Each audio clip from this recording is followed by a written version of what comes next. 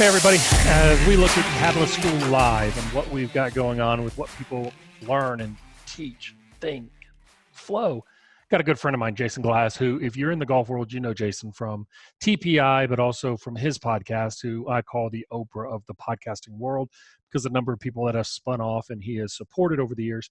But I wanted to get Jason on to talk about kind of his years of teaching and educating coaches. What are those factors? So, Jason, how you doing?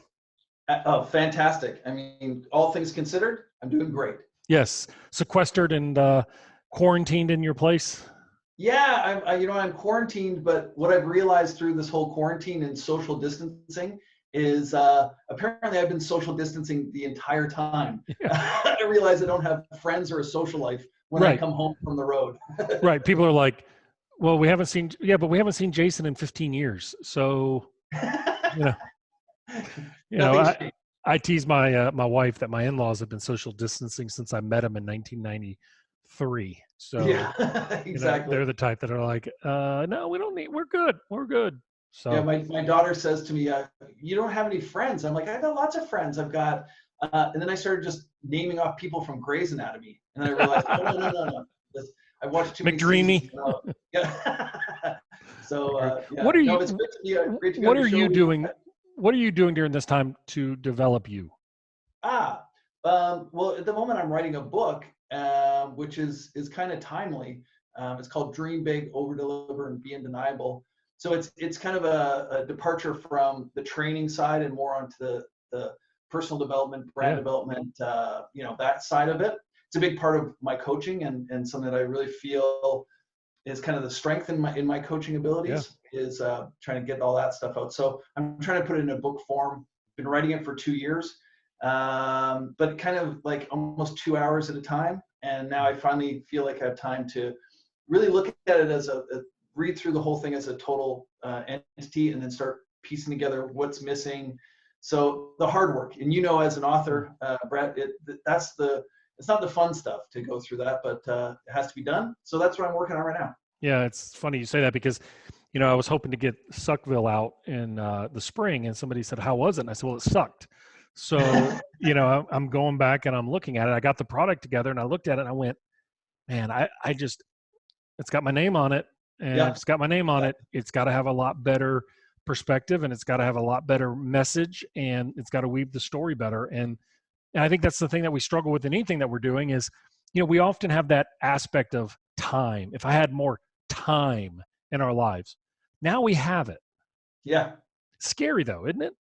I almost feel like we have less time though. I've never been, because so many people are putting out content and trying to connect. Yeah. That I'm having more FaceTime calls. I'm having more meetings with my clients. I'm having, you know what I mean? Yeah. And colleagues. And so I feel like I'm almost, all of a sudden it's like 4 o'clock. I'm like, what have I done today? All I've done is talk to like 7 people. But I realize that right now, this is what we need to do. We need to connect because just by talking this out is helping a lot of people. I just put a podcast out this week on trying to help gym owners make those tough decisions right now and how to bridge through that gap. That's a topic I may not normally do, but I feel like it's timely and it's what we need to do right now. So really, I feel like our jobs as mentors and leaders in the industry, it's our job to help some of these younger people who are just coming up. They're the ones that are going to struggle the most right now. Yeah, I agree. And I think it's, when it first hit, I was in TPC Sawgrass and I was sitting there. It was Thursday night. Don't need to brag about it. What's that? Yeah. I said, all right, don't need to brag about it. Yeah. Well, I was rooming with Blackburn and he'd already left, of course. But so I was sitting there and I was thinking on Twitter that night when, the news came out after one of my players had called me and said, yo, dude, it's canceled. And we kind of knew it was coming. We just thought we could get through the weekend. Right. And it hit me. It was like, this is such a great time to refocus what we're doing. We at the time didn't know we'd be 3 weeks into this with probably 4 more weeks to go. I mean, it's At crazy. least. Yeah. And, we started looking at it and it was like, we always tell people you should love what you do. You should invest like it could be taking at any minute, but it really, minus an injury or death or an accident, I didn't think that there was anything that really we would look at and say, oh yeah, that could really be taken from us. And in an instant, it got taken from us, like in a decision. You know, um, I know you study Stoicism, and Yeah, a lot of my mentorees call me the Stoic Buddha, kind of where the creation of this Buddha and the coffee type thing. I love it. Um, my mindset has always been kind of that long term plan, and I'm always looking at like, yeah, there's going to be hardship here, but I'm going to learn something. I'm going to Yeah, learn something through this process, and then as we get out the other end, I'm going to be better for it. That's the only way my mind can work. So when people are reacting to the minute and knee jerk reaction right now, I'm really looking at it from the outside going, this is a unique time that we're all going to remember. And I'm trying to see it from the big picture of where am I going to be in 10 years from now? How am I going to look back at this moment? And did I make the most of this time that I had to get some self reflection, spend some time with my family, and kind of figure out that kind of dynamic when we're all stuck together and you can't just walk away from a conversation anymore. yeah, All those other elements that make up who you are, I'm really trying to experience all those things, and that comes from, and you've read those same books, that yeah. stoic mindset. It's fantastic in a time like this. What do you see from a coaching perspective changing because of this? Like, let me preface it and say it this way. So I look back at those that went through the Great Depression. Like my grandmother was 19 and she's passed away now, but she used to talk about it. And, they all, pretty much anybody who went through Great Depression always had a coffee can in their house that had cash in it, right? Yeah. Because they never wanted to be without. They never overcooked food. They always wanted to make sure there was something, that they took advantage. Like it really, really impacted them. And, I look at 9/11 changed the way we travel. Yeah. It changed the way that we move across the world, and we're still very, very global. But I have a feeling that this one is going to change the way that we work and Yep. the way that we look at finances. And so I think the way we work is you're going to see more of an explosion and the acceleration of the at-home or non-traditional work setting people. But I also think that you're going to see financial security coming back on the forefront versus I'll earn it next month. Yeah. I've got a nest egg to the side. To the side. What do you think from a coaching standpoint that's going to change? I really see this experience is forcing coaches, instructors, therapists to really tap into the soft skills of being coach, Mm. because you can't physically be there to motivate and push. And I think, and I had this experience, and if you let me maybe share the story, I had this experience a couple years ago with one of my PGA Tour players who, because I'm a strength coach, I assumed that people hired me because of my knowledge of how to adapt the body and make them stronger, faster, better. But he made it very clear to me in a call where he needed his coach. He made it very clear that he kept on saying, "Hey Jay, I need to talk to you." And I'm like, "How's your body?" He's like, "Great, but I need to talk to you." And I'm like, "Did you get your workout in today?" And I just kept on peppering him with the body because that's how I saw myself as a coach. But what I didn't realize was that he needed the soft skills of the coach. He needed the conversation, the understanding, the trust. And those are the skills that we kind of take for granted when we deliver our coaching sometimes. And now we can't do anything but that. So what happened was he said to me, he said, "Jay, I fly you around the world to different destinations to train me. But," he goes, "you do understand that I could get the local guy and I could get a sweat on, I could get stronger, I'll get faster. All those things are going to happen regardless. And I appreciate that you have a great knowledge base, but I'm still going to get better. I fly you around and put that investment in because of you." So I had my client teaching me the lesson Yeah. of, you're not just what your job title is. Now you're in your job, you are the soft skills. You are constantly Yeah, applying that. but I love that story because a lot of times people, coach will call me and say, "Did you know about this, or that?" I'm like, "No," because they're going to have that connection to you and grow that relationship you have. And many times you're with them a lot more than I am. I may see them for 30 minutes here or there if it's a professional client, a couple times a week type of thing. But you're going to have that relationship where they're going to come in and they're going to say, "Man," because they're going to show me what they want me to know. For Right. you, you're going to lose that wall's going to fall down. And I 100% agree with you is that I've always said the coach is the best sports psychologist there is. Mm. You guys are the absolute best sports psychologists because you're human, You're not having to diagnose. You're not, and not that I'm diagnosing clinically, but you're not having to create formulations. You know, Right. you're, you know, you're not creating sometimes that intimidation that people may be guarded with on me, that they think that I think they're crazy, or they think that I think they're weak or something like Right. that. And what's interesting is I agree with you from the sense of, from a coaching standpoint right now, you're exactly on par, because this is forcing coaches to get out of their strategy. It's forcing Yeah. them to get away from their safety blankets of, let me just put you on a track man and see what's up, versus, hey, what the hell's going on right now? How are you doing? Right. And facing that in themselves too. Yeah, I really feel like it's time for coaches. Like, if you can't kind of squeeze out the message that we're sharing here today, I want to make it really, really simple. If you're a coach, it's your time right now to figure out why they like you. Yeah, it's a good Why point. do they want to work with you and not the person next to you or the person that's close to you, or whoever else is in line? They're working with you for a reason, and do not neglect that.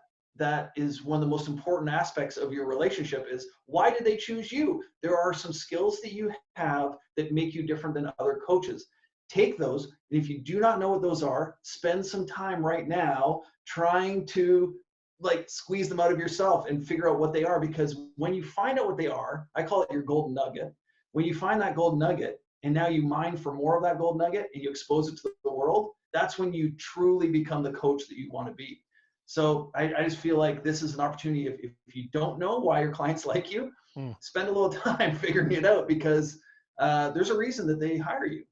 I love that. I had, when this first happened, I put up a webinar for coaches, and I was blown away. And then about 4 days later, I did a webinar for players, coaches, and whatever. And then the response was just ridiculous, like totally humbled me.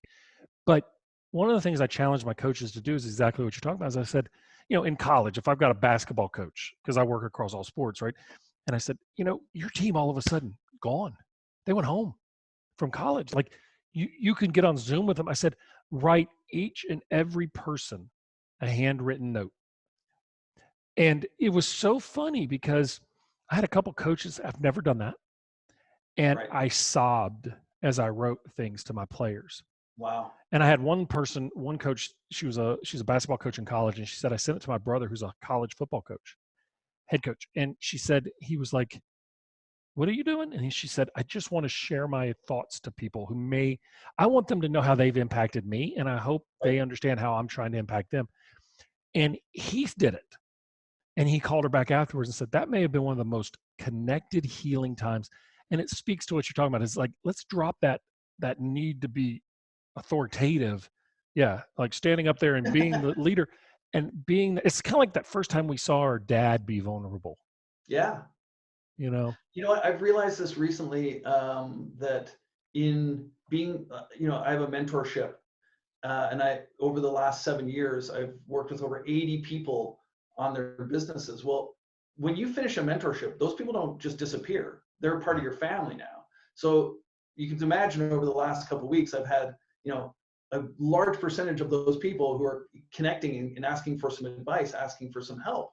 And so you and I become the mentors, which means you have to be that strong, stoic, I got it under control guy.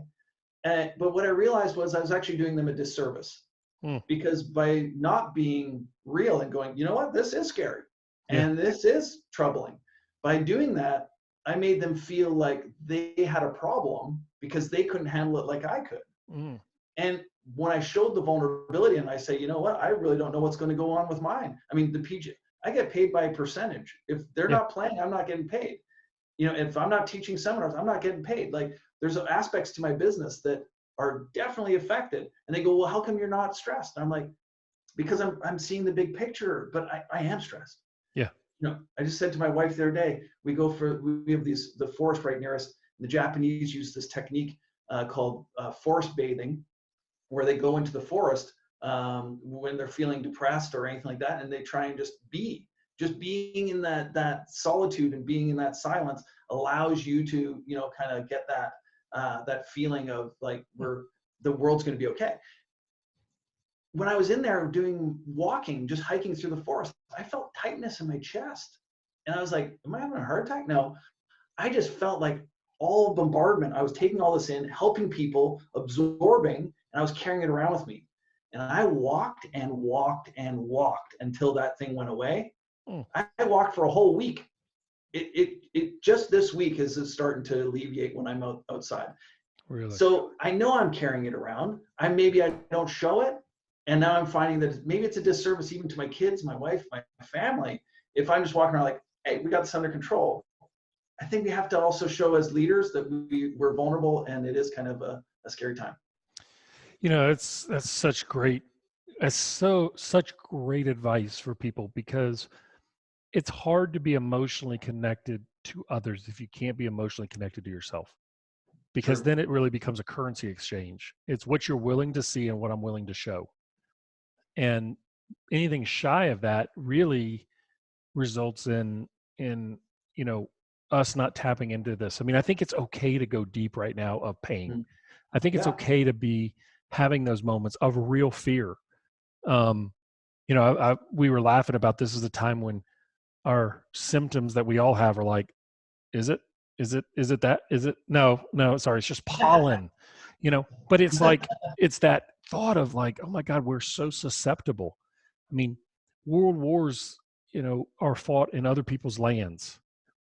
China, Canada and the United States aren't going to go to war anytime in our generation. Right. Okay, we're not coming for your maple syrup. um but this is a war that's being fought on our ground, in our living rooms. Yeah. This is shocking. What do you When you look at coaches during this time, how many do you think we're going to lose in this to Ah, moving on to other things? Because it mm, got hard, they lost their opportunities, and then they go to a new path. I'm not questioning why they would do it or questioning if it's right, wrong, or indifferent, but yeah. how many do you think will move?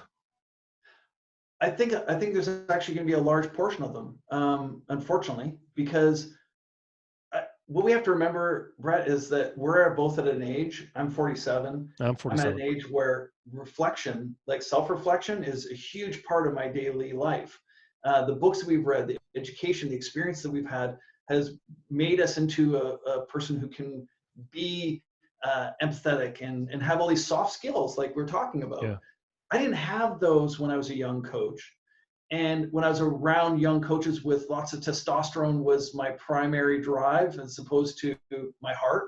And I think for a lot of those people, they're not going to realize why they're a coach. They see it as a profession, and it's, I'm doing this because I like it right now, but I don't really know why. And if Mm. they don't know why they're a coach, it's really easy to give it up.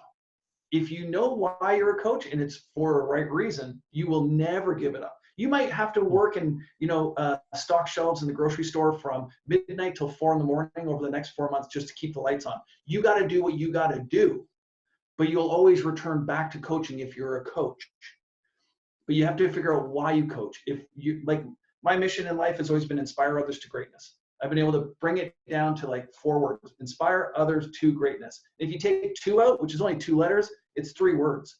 Well, it took a long time for me to bring that down. If I know that my mission is to inspire others to greatness, my best position in life to do that is to be a coach.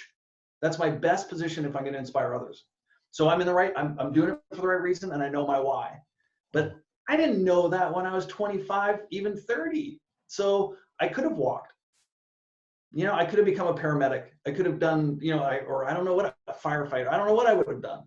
But I'm so glad that I didn't. I love that, because I tell people, it's like, most doctors that go to medical school are fascinated by medicine, Mm, treatment, pathology, and disease discussion. And when they go out in the real world after they graduate, they lose that joy because they don't have that interchange to say, oh, look, then we have an event like this where they go back to the caring and the nature versus patient, patient, patient, patient, patient.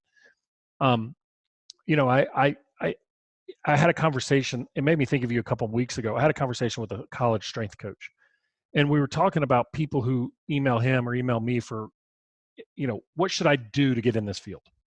right. And minus being pretty much an all-American athlete or having a very close friend that's in one of those roles, it's very difficult to get one of those gigs without having to do the pain. And the pain is a year, 2, 3 of free work. Yep. And people, I've had people that I've said, they said, I want to do what you want to do. And I said, okay, here are the PhD programs in clinical psychology. Yep. Well, what about sport? I want to do that. And I said, here's the PhD programs in clinical psychology. Then you do this. Well, that's going to be 8 years. I'm like, I know. And it's probably the same thing with you. It's like, I want to do what you're doing. It's like, but I'm 47. Yeah. And I did a whole lot of free clinics and camps. I spent a lot of time with people that nobody wanted to see. I trained people that nobody wanted to talk to. I took on things and I worked second jobs to have a living. And they want it now. Immediately. Yeah. So interesting. I had that exact same experience, and I actually got to speak with the mentor that shared that same conversation with me. We both speak for Perform Better. His name's Peter Twist. You might have heard of him. He was one of the first strength conditioning coaches to really develop hockey. He was the Canucks strength coach. I was still in college. He started working with the Canucks. He came out to talk to our human kinetics group. And I went to him after he did his little talk about what he does for a living. And I went up to him and I was like, dude, I want to be you. I want to do what you do. This is awesome. I really want this job. I want to work in hockey, and I want to do. And he laid it out. He was like, okay, first you got to work in the minors. You got to get your degree first. Then you got to get your CSCS. Then you got to work in your minors. And you work your way up. And if you get an opportunity, maybe after 15 years, you might get a shot at the Canucks. But I was like, in my mind, I was like, oh, that's impossible. But then you just like you just start doing the work. And in the back of your mind, you always want to know, I want to work with that team, but you're just doing the work. And then all of a sudden I had this revelation. I was sitting on the plane with him. We got seated up in first class, side by side on the way to a Perform Better event. And I told him that story. And he goes, but Jay, you never ended up working with the Canucks. And I go, I know. He goes, but you now are the coach of the coaches. You worked with the Oilers, you work with the Orioles, you work with all these professional athletes, and you coach the coaches that work with the pro athletes. He goes, you skipped that whole thing and you jumped the line. He goes, now I'm asking you, how did you get there? So, you know what I mean? It's like the guy that I was, and I hated him. I told him this. I go, man, I used to I'll show him. He says it's impossible to become, And I kept that in the back of my mind, just always grinding, he said that you'll never get there. It's impossible. There's only 5 jobs like this in the world, and you're never going to. I was like, but yeah, you just start the work. It's that, and you just somehow at the end of it, you look back, you go, whoa, look what we've accomplished. Yeah. Because I've had that question about how do you work with PGA players, right? And I've had strength coaches and physical therapists reach out to me, and they say, how do you do it? And I said, well, first of all, you don't go to the tournament and solicit. You do a great job. You got a card here. Yeah, I can fix that back of yours. I think the best thing that people do is that they own the domain they're in, and people talk. Yeah. So-and-so knows so-and-so, but if you're in it for that reason, you're not going to succeed. And I look at you guys when y'all do TPI seminars with you and Lance Gill and Mark Blackburn. It's amazing for the impact that y'all have on coaches about those soft skills and about that leadership development, about that life development that is not in the curriculum. No. But is core to what y'all do. Right. I've always, when people come up and they go, oh, you know what? The three of you speak so differently. You all have different ways of presenting the materials, and it seems to come from a different place. I said, well, yeah, because we all have different whys of why we do it. If my mission is to inspire others to greatness, I have an audience at a TPI seminar of 100 people that I don't know, that I now have an opportunity to connect with. So every time I step on stage, whether I'm talking about a pelvic tilt or I'm talking about an exercise correction, I'm really just trying to connect with the people in the audience. Where Lance has a different mission, Mark has a different reason for being there. But my mission is just to connect. So guess what? At the end of the seminar, there's a lineup of people that want to sit and talk because I've connected with them. At the social, they want to connect. So if you know your why, keep going back to it, it's going to change the way you do every aspect of your job. Okay, so let's talk about that why for a minute for a coach. Is that something that you know, or is that something that you uncover? I think you uncover it. Yeah. Yeah. I think when I first started, I really was trying to make athletes better, like just physiologically better. But then when you get to know their stories, their failures, their hardships, and that's what we're going to talk about on my podcast with you. I'm going to dive deep into that with you. It's those hardships and those stories behind them that's where you get the real value in what you do as a coach. So then that fed me to try and pull that out of players that maybe didn't want that. I have some analytical players who just like, Jay, enough with the soft stuff. Look, I don't need the Buddha, okay? Like, Jay, enough. Let's just get to work. And I'm like, I used to go, okay, no problem. And I've shut that off. Then I realized, no, that's who I am. I'm not gonna push it, but I will get that out of you. Because it is, especially those people that push it away, those are the people that probably need it more. Is it more that this is not to make it sound egotistical or self-serving, but is it more that it feeds you, or is it more that there's a block there that you want to crack? Well, it's initially it's very selfish of me, but it's why don't they want that part of me, right? Yeah. It's initially like it's almost like your wife going, honey, I love you for your cooking and you bring in a good check, but I really don't find you attractive. That would hurt, right? So it's like, oh, that's part of me. So it's an aspect of what I do, and I value that aspect, and they don't want that part. So then I'm like, well, why don't they want that part? And I go, is it me or you? You know, when I do stand-up comedy and I bomb on stage, I have to ask myself, was it me or was it the crowd?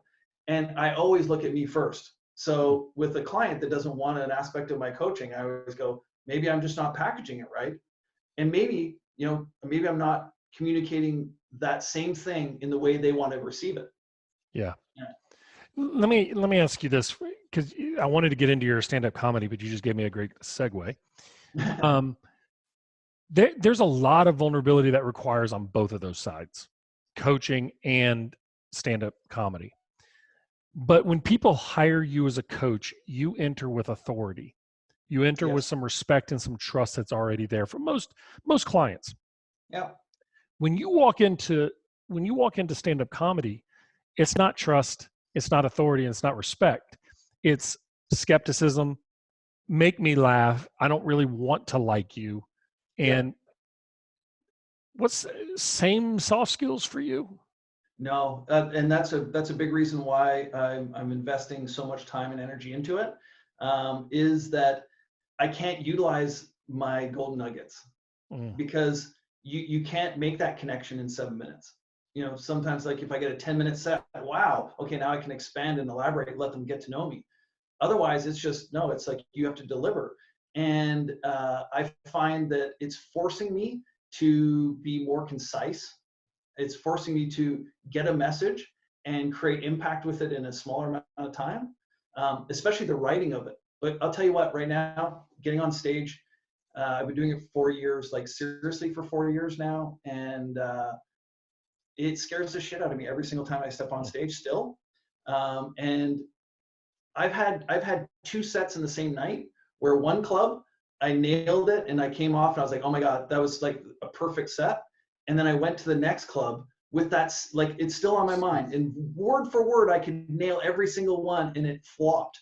And I just go, what the hell? And so instantly it's the most humbling thing I've ever done in my life.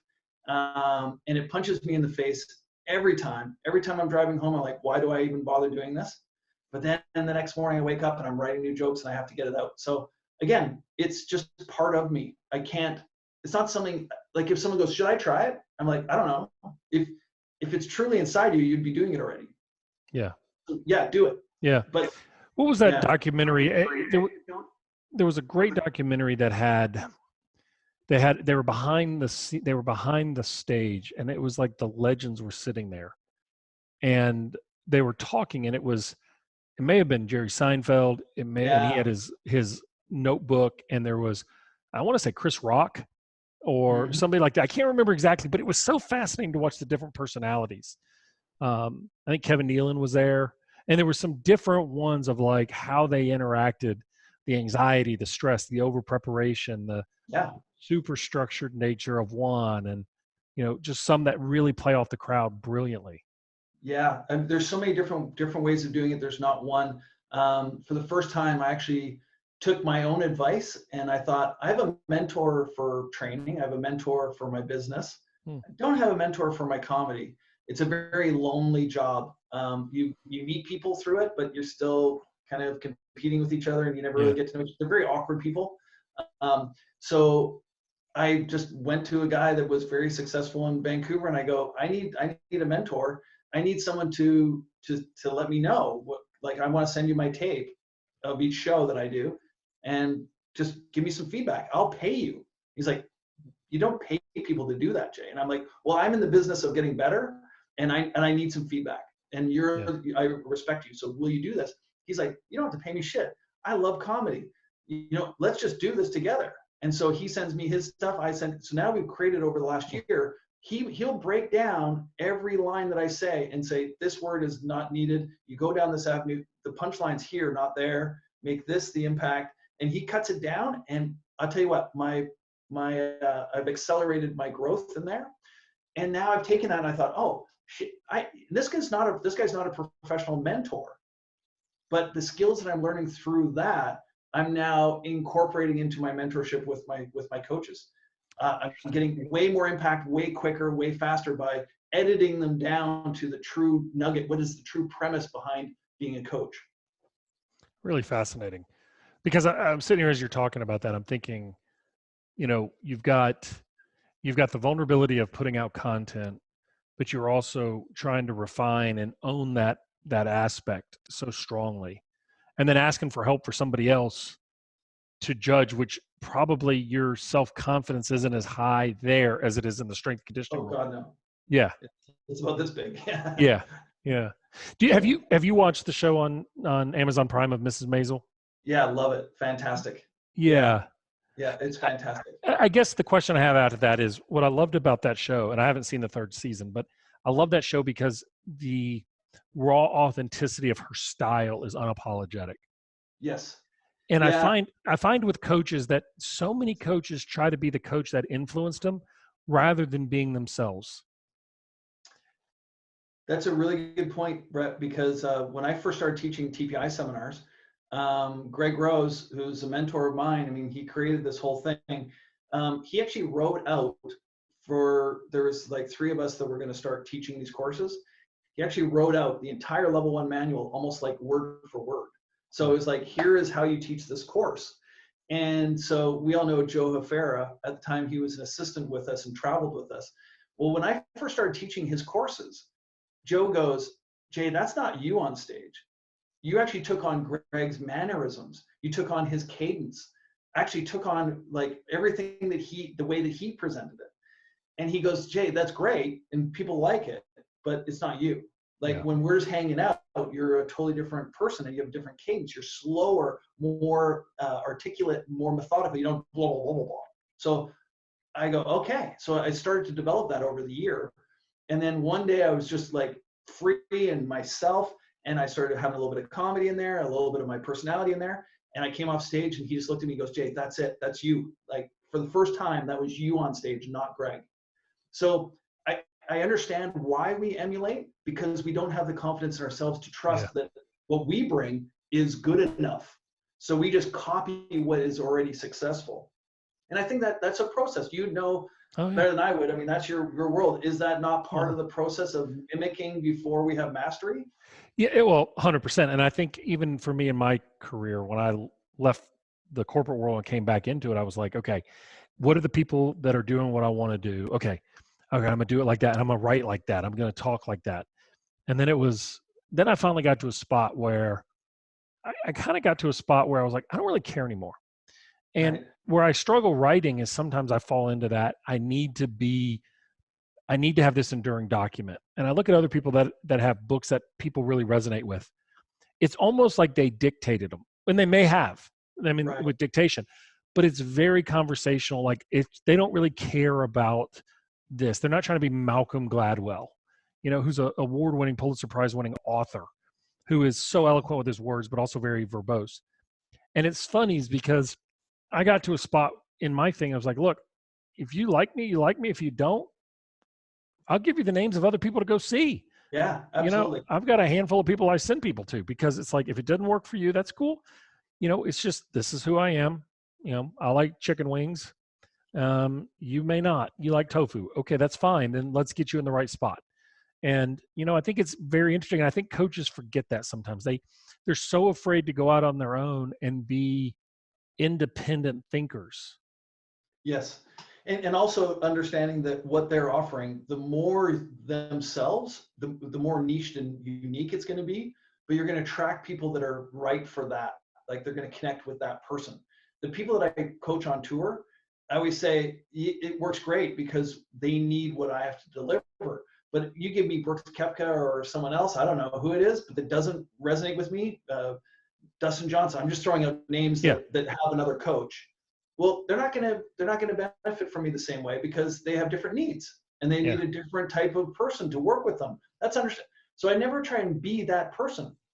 But what I do try to be, when I always tell my coaches is, um, you have to trust that yes, you're special, but like you said, there's other people that can do this job just as good, if not better, for that person.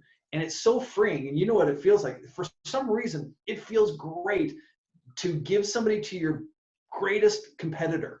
Yeah. You know, Yeah. it, you know, when I send like to another junior coach and I go, you know what? I don't know if I can help here. You should really go see that person. And that person, by the way, might not have those, like the self-reflective side that, and they go, why is Jay sending? There must be something behind this. Yeah. He There's must a be trying to motive. screw you. Yeah. Yeah, there's some, he's trying to prove something, or no, there's no motive. I'm trying to help this client and I can't help them. And I know you're going to do a great job. So one of my best marketing tools, and it's not really a tool because it's honesty. I always try and push people away so that when I push them to my other competitors, or I push them away to other people, what it's doing is they're almost saying to themselves, well, am I not good enough to work with you?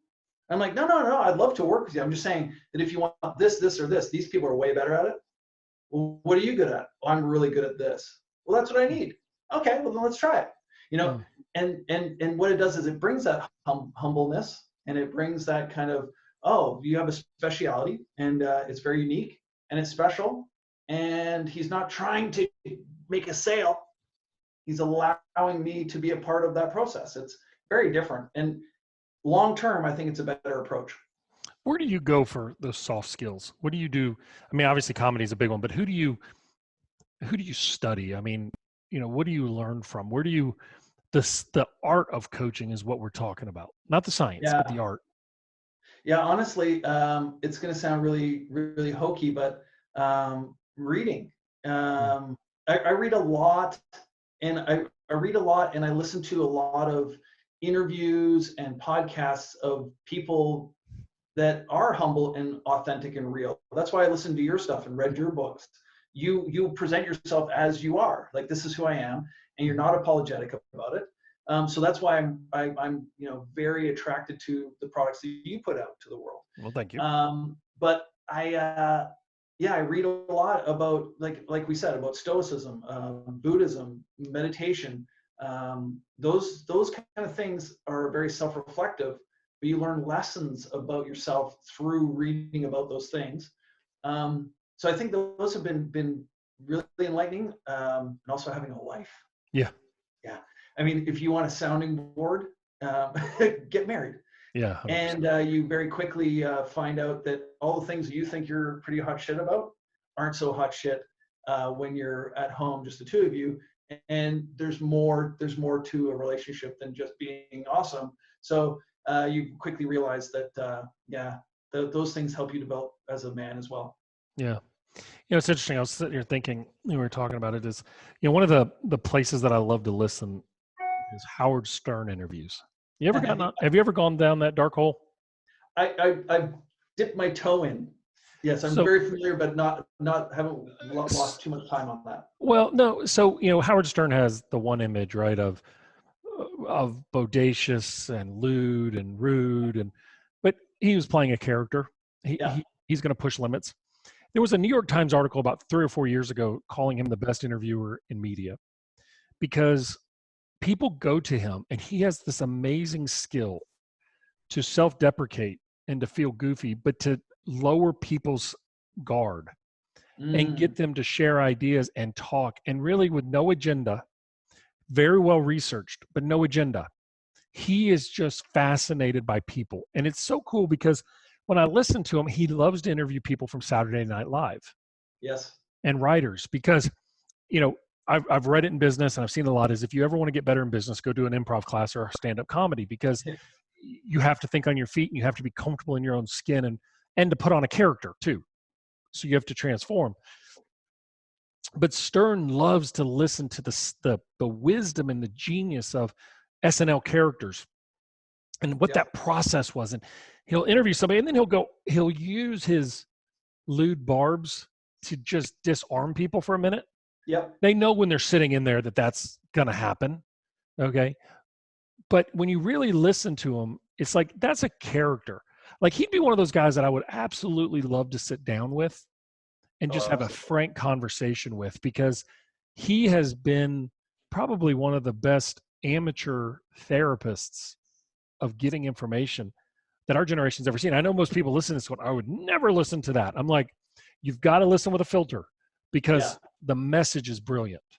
Right. No, he does have an amazing ability to do that. And you've said the main part of that is he has an interest in people and human beings Yeah. and what makes them tick. So if you go into an interview with the sake with the purpose of I want to learn something about this person and what makes them tick because I find them really interesting, you're going to ask different questions than I want this person on because I want better ratings. I want this person on because I want them to be seen with me. I want them like you can have all these other ulterior motives, but if you're truly there because you really, really, really want to just pick their brain and find out that little uniqueness that each person has, man, what a great interview you're going to have. Like you've done this before on your podcast, um, and I try and do this less and less, but having people on that you don't know, Yeah. people that someone said, oh, this is a great interview. You're going to love this guy, or you're going to love this lady. She's fantastic. She's so, oh, awesome. Just, you're going to love it. And then I get on there and I'm just like, I don't know I don't know you. where to go. Yeah. And so I'm asking you questions, but now it's just, I'm not even enjoying myself. And it comes through the Yeah. microphone. Oh I'm yeah. I've not, had this. yeah.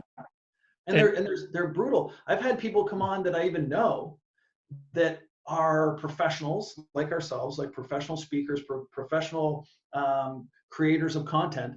And what they go is they're used to this. They're used to being interviewed. So I go, we're just yeah. gonna have a conversation. And then they go, okay, no problem. I got it. And I go, so how's it going today? He goes, not bad. And then they talk for 20 minutes. I'm like, no, this is a conversation. Yeah. Let's talk. And then so the art of being a great interviewer is also really having an interest in the person and allowing them to express themselves. Like you do a great job of that right now. When you come on my podcast, you're going to do all the talking. You know what I mean? Yeah. Because it's like Roles change. Yeah, roles change. Where do you get your confidence? For you. For you. Not global. I'm talking for you. Jason Glass. Where yeah, does confidence come from for you? I think it comes from a place that you said earlier, not caring. You care. I care more than anything about how people feel about me. But at the same time, I realize that there's nothing I can do to make them. I learned that from my wife. She's Scottish, and she said when I first met her, she made it very clear. She says, like, I don't care if you like me or you don't. If you don't like me, that's your problem. Uh-huh. Huh. Right. Huh. And she Yeah. believes it. Yeah. So she knows who she is. And if you don't like it, well, that's your problem because Mm. I'm still going to be me. Where I was the opposite, I was the pleaser, and I would try and be a chameleon and morph myself to fit what they were looking for and what I thought they liked. And when I did that, I was miserable. I had no self Right. confidence. I was very, very shy inside.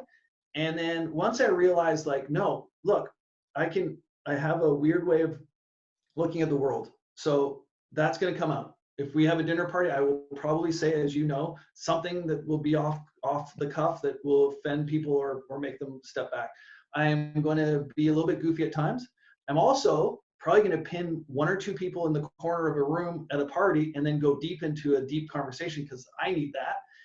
And so these are the things that I do. I just accepted it and gone, if you don't like that, And there's people that we know really well. Like for instance, Lance Gill. Everyone knows Lance Gill. Part of our enormous family that we have here. He'll instantly, we go to a party or we're at a dinner party, he'll go, "Oh no, here he goes," because he'll see like me and Brett just turn our chairs to each other and we start talking deep. Yep. And he'll be like, "Oh no, here we go. We lost Jay for the night." Yeah. You know? Yeah. We have So it's interesting you say, we have a friend of ours, and we were talking one day and she was like, I get my energy from my friends, but I have lifelong friends, but I don't have best friends. I know what I need from somebody in the period. And when they can't give it to me, I move to the next one. And she goes, that sounds like I'm a user. It's not. It's actually, I'm very giving, and she's very giving and very sensitive to people. But she knows that if she has a low energy day, who she calls, she's going to surround herself by the person that is going to lift her up. Yep. And she may say, hey, you want to go to lunch, or you want to go do whatever, or you may not hear from her for 6 weeks, but she's still checking on you. But Right. all of a sudden, then she's back in your life. And it's like, she said, what's interesting about that is it allows me to know what I need and what feeds me. She said, and that I thought that was a very insightful commentary, because what she was saying was, I've learned who I am. I'm not violating any social rules. I'm not using people and discarding them. I care greatly for people, but I have a large network around me. And if you can't give it to me right now, then I know another person like you that can. Right. And I'm not sucking your energy dry. I'm just picking up the energy that you're leaving me. And I thought it was a wonderful, wonderful statement, because the easy thing is people would actually look at that and go, she's using people, but she's not. She's not. What she's saying is, I'm attracted to the people that I need in that moment. Well, you're not using someone if you're also giving back. Yeah, she does a lot. So it has to be a mutual thing here. It's not, what those conversations are like when someone is sucking you dry.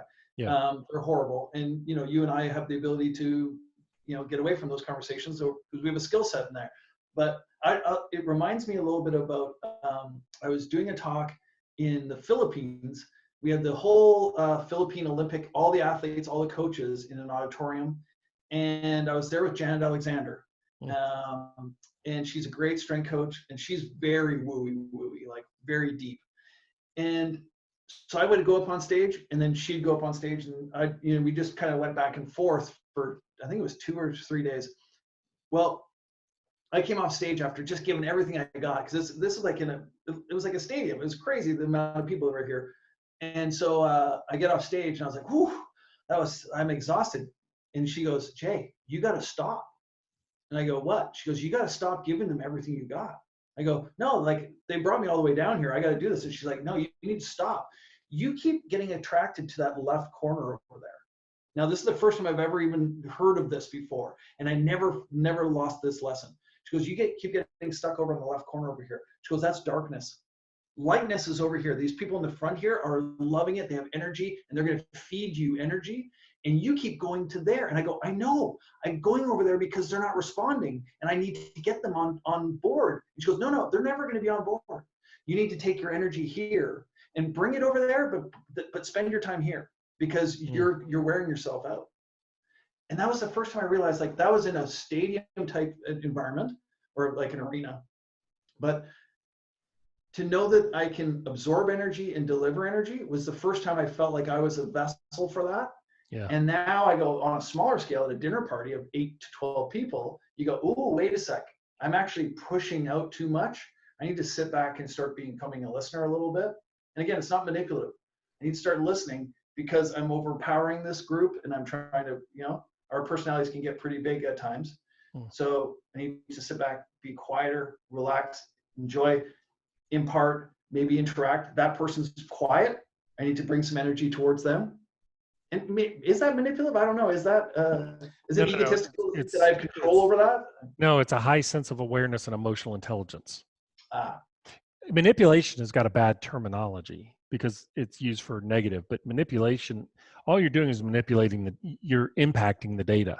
Okay. Well, in your interactions, if you realize and you're feeding off of other people and you realize, ooh, I'm being overbearing, what you're actually saying is, let me step back, because I'm aware that I may be pushing some energy or pushing something on somebody I don't really want to be doing right now. And it's changing our relationship. It's changing our dynamics. The greatest example of that is dogs. If you watch Cesar Millan's show, The Dog Whisperer, you got the the dog that's not in control. And when you walk in the door, it jumps all over you. And if you yell and scream at it, it keeps doing it. But if you turn your back to it, it'll sit down.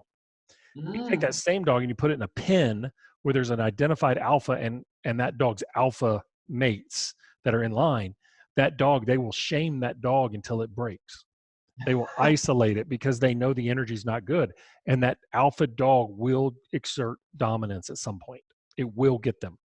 Wow. And so I think, but good alphas, even good alpha dogs or good alpha animals, they're so intuitive that they know how to sometimes not immediately go at the biggest resistance.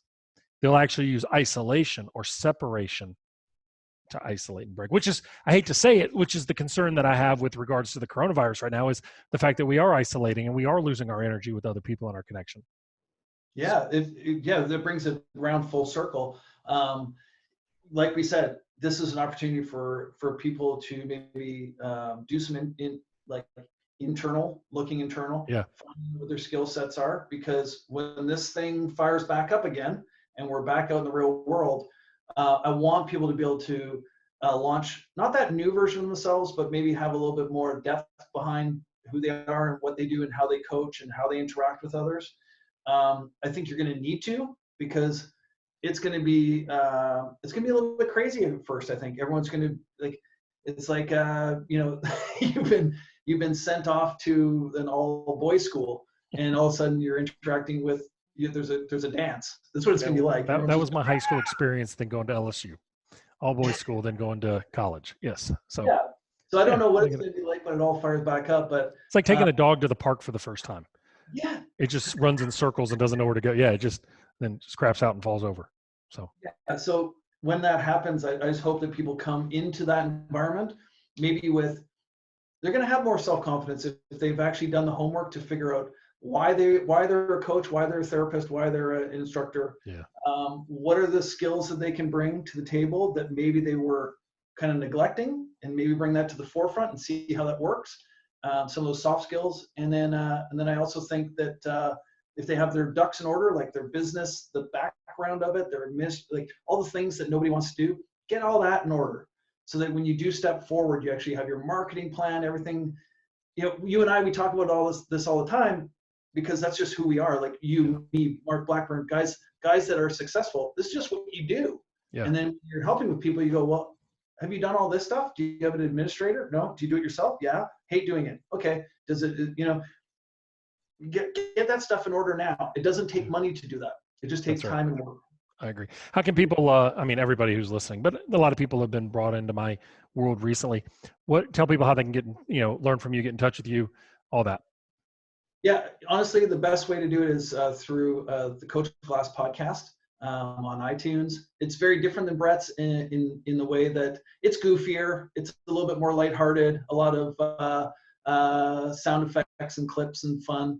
But basically, at the end of the day, that's like where you get into my community and get to know me and kind of what I'm about.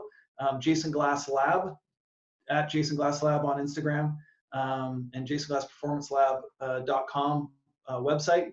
Basically, if you put in Google and I don't come up, I'm doing something wrong. You're doing something wrong. I always love that when people say, well, just Google my name and you'll find me, and everything will be there. And it's perfect. You'll find it. Yeah, absolutely. Thank you, brother. Love you for everything. Absolutely. Cheers. Thank you. Cheers.